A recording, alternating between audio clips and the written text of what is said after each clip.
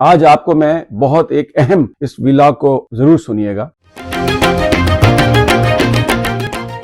बिस्मिल्लाहिर्रहमानिर्रहीम, अस्सलाम वालेकुम। मैं आपका मेज़बान समी इब्राहिम और अब हमारा सोशल मीडिया देख रहे हैं। ईरान और अमेरिका के दरमियान जो जंग है उसकी ताज़ा तरीन अपडेट मैं आपको दूंगा कि क्या नए नए ऑर्डर आए हैं और पाकिस्तानी किस तरह से एक्सपोज हो रहे हैं। अमेरिकन मीडिया अब पाकिस्तान के बारे में क्या बात कर रहा है ये आगे चलकर मैं बताऊंगा। लेकिन आगाज में इमरान खान साहब और बुशरा बीबी साहबा की जो गिरफ्तारी है, उनकी जो बीमारी है और तहरीक इंसाफ का जो कंडक्ट है उसके बारे में बात करूंगा। आज आपको मैं बहुत एक अहम इस व्लॉग को जरूर सुनिएगा।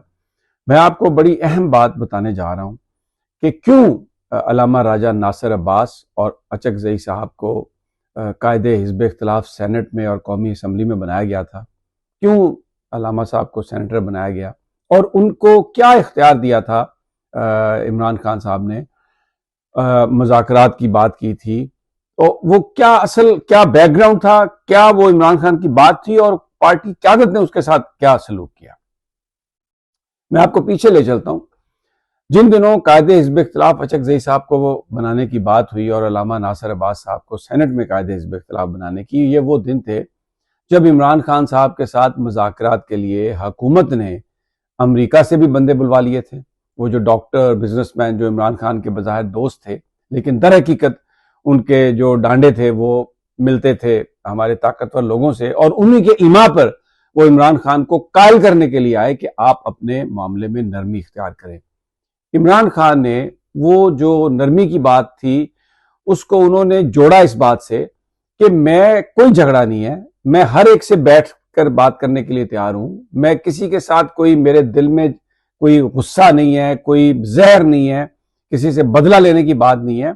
अगर बात हो, मुज़ाकरात हो इस पे कि इलेक्शन कमीशन नया कैसे हो, अगला इंतखाब कैसे हो और फ्री फेयर इलेक्शन को कैसे इंश्योर बनाया जाए, करप्शन के खात्मे के लिए रोड मैप क्या हो जिससे पाकिस्तान का फायदा हो, तो मैं उसके लिए मुज़ाकरात करने के लिए तैयार हूं। उसी बीचों बीच कुछ तहरीक इंसाफ के लोग और भी थे। अली अमीन गंडापुर साहब बड़े एक्टिव थे, आजम स्वाति साहब बड़े एक्टिव थे। तो जब ये लोग जाके प्रपोजलें देते थे खान साहब को कि हमारी बात हुई है, ये हो रहा है, ये हो रहा है, तो खान साहब ने ये सोचा कि बजाय इसके कि मैं अपनी पार्टी के इन लोगों को ये इख्तियार दूं, हो सकता है ये कहीं मुज़ाकरात में कमजोर पड़ जाएं, हो सकता है ये कहीं जाती कंप्रोमाइज कर लें, हो सकता है कहीं ये कुछ ऐसी बात उनके साथ तय कर लें जो पाकिस्तान के मफाद के लिए ना हो। तो ऐसे लोगों को मैं लेके आता हूं जो जिनकी शोहरत भी है, जो ईमानदार भी हों, जिनके ताल्लुकात भी हों, नून लीग से भी हों, पीपल्स पार्टी से भी हों, एस्टेब्लिशमेंट से भी हों, ताकि ये जो मुज़ाकरात की बात है ये एक इस तरह से आगे बढ़े कि उसमें पाकिस्तान और पाकिस्तान के अवाम का फायदा हो। तो महमूद खान अचकजई को उन्होंने न सिर्फ कायदे हिज़्ब इख्तिलाफ कौमी असम्बली में नॉमिनेट किया, ये कहा कि जो मुज़ाकरात हैं सारे उसका इख्तियार भी इनके पास है। और यही बात अल्लामा राजा नासिर अब्बास साहब से हुई। अब बात क्या हुई थी कि वो जो मुज़ाकरात लोग कर रहे थे आके इमरान खान के साथ, पीटीआई के साथ, इन लोगों को यह इख्तियार दिया गया था कि अगर कोई अब मुज़ाकरात के लिए आता है तो वो इनके साथ मुज़ाकरात करे और जो ये तय कर लेंगे वो हमें काबिल कबूल होगा। और इसमें मैं आपको बताऊं, ये इख्तियार जब अचकजई साहब को दिया गया था तो उन्होंने फिर खान साहब से ये वादा लिया था कि जब मैं तय करूंगा आप मानेंगे। आपको याद होगा अचकजई साहब ने 2-3 दफा ये बात कही हुकूमत से कि आप मेरे साथ बैठ के तय करें, इमरान खान के दस्तखत मैं करवा के ले आऊंगा, क्योंकि उनके पास वो मैंडेट था। अब पीटीआई की एहतजाजी तहरीक का ना अचकजई साहब से कोई ताल्लुक था, ना कोई अल्लामा नासिर अब्बास साहब से ताल्लुक था, ना वो एजिटेशन के हक में थे, ना वो एजिटेशन की बात कर रहे थे, ना उन्होंने बात करनी थी, ना उनके पास मैंडेट था। पीटीआई की लीडरशिप ने क्या किया, जो उन्होंने धोखा दिया अपने कायद को, मैं ये लफ्ज इस्तेमाल करूंगा, उन्होंने ये कहा कि जी एहतजाज का ऐलान अचकजई साहब करेंगे, जो अचकजई साहब का मैंडेट ही नहीं था। अचकजई साहब का मैंडेट ही नहीं था। पार्टी जो थी, ये जो एमएनएज हैं, बहुत सारे जो कायदीन हैं, इनमें बहुत सारे लोगों की बड़ी खिदमात भी हैं, इन्होंने बड़ी कुर्बानियां भी दी हैं और बहुत ज्यादा मैं उनका एहतराम करता हूं। लेकिन ये एक इस वक्त एक मैं वो बात कर रहा हूं जो हकीकत में हुई सियासत में, कि वो लोग शायद थक चुके थे ये सारे जो कायदीन थे, और ये इनका ख्याल ये था कि हमें एहतजाज नहीं करना चाहिए। मैं ये नहीं कहता कि ये बिक गए थे, इन्होंने सौदा कर लिया था, इनका ख्याल ये था, इनकी ओपिनियन ये थी, अक्सरियती राय ये थी कि हमें मुज़ाकरात की तरफ जाना चाहिए, एजिटेशन की तरफ नहीं जाना चाहिए। मुज़ाकरात जो थे वो इख्तियार पीटीआई के पास नहीं था, वो अचकज़ई साहब और अल्लामा राजा नासिर अब्बास साहब के पास था। मुज़ाकरात नहीं हुए। अब हालत ये हो गई है, मैं इसे सियासी मुनाफकत ना कहूं तो क्या कहूं, कि इमरान खान साहब की बिनाई चली गई।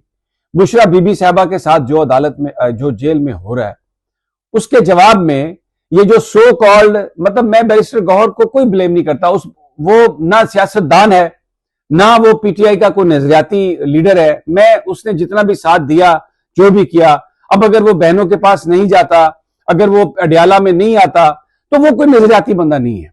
वो एक स्टॉप गैप अरेंजमेंट था। उसके बाद खान साहब से राब्ते टूट गए और एक सियासत इस तरह से चली गई कि उन लोगों के हाथ में फैसला करने का इख्तियार आ गया जिनका ना पीटीआई की नजरियात से कोई ताल्लुक है, जिनका ना इमरान खान से ताल्लुक है, ना बुशरा बीबी से ताल्लुक है, ना पीटीआई के उन लोगों से ताल्लुक है, सैकड़ों कारकुनों से जो जेलों में बंद हैं, जो कोटलखपत में बंद हैं, जिन्होंने सजाएं काटी हैं। किसी का इनको क्या किसी का वो कहते हैं ना कि वजन होगा या भाव होगा, इनको कोई उसका फिक्र फाका नहीं है। ये इनकी सियासत चल रही है और ये सियासत अपनी ठीक कर रहे हैं।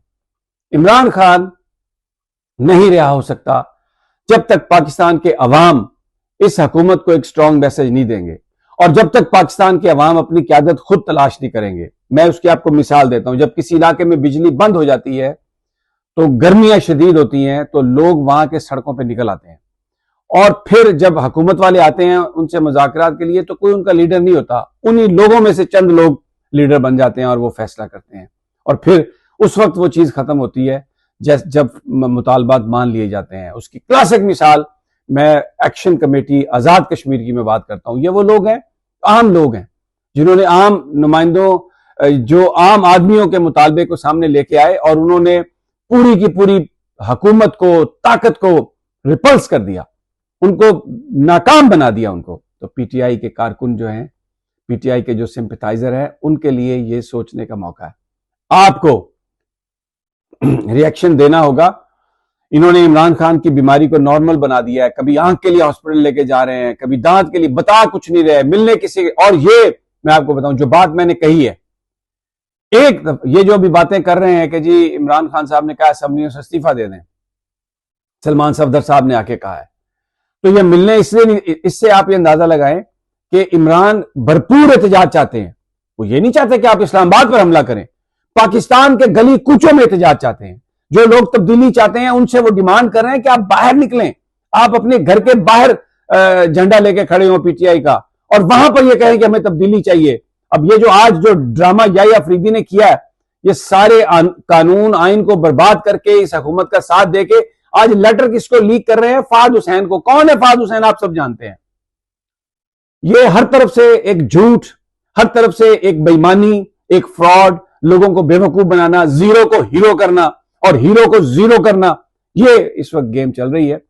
और मैं जो पीटीआई के कारकुन हैं, जो वर्कर हैं, सिंपथाइजर हैं इमरान खान को, उनको मैं सिर्फ ये बता रहा हूं कि मुझे मेरे सोर्सेज बता रहे हैं कि खान कोई अपनी जात के लिए ना किसी से कह रहा है, ना वो कोई बात कर रहा है, ना उसको उसकी एक बिनाई आंख की चली गई है। वो यकीन करे अपनी जान देने के लिए तैयार है इस मुल्क के लिए। अब ये लोगों तुम पर मुनसर है कि तुम उसको इस तरह मरने दोगे अदालत में, जेल में, या तुम अपने घर के बाहर खड़े होकर एहतजाज करोगे, हर गली में एहतजाज करोगे कि हम आइन चाहते हैं, कानून चाहते हैं, कोई चीज ऐसी नहीं चाहते जो कानून के खिलाफ हो।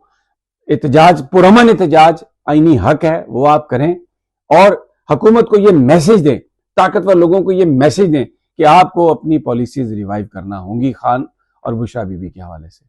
ये है। बाकी ईरान की बात है, वो मैं अलग वीलॉग करता हूं।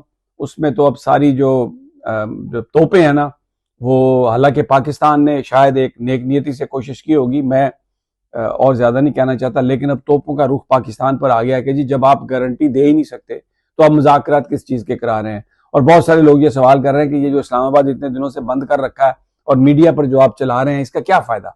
इसका फायदा क्या है आपको? बहरहाल ये मैं अगले वीलॉग में इस पर आपसे बात करूंगा कि मीडिया जो है वो क्या कह रहा है अमेरिका का, और अमेरिकी क्या कह रहे हैं तो इंशाल्लाह मुलाकात होती है अगली वीडियो में। अल्लाह ने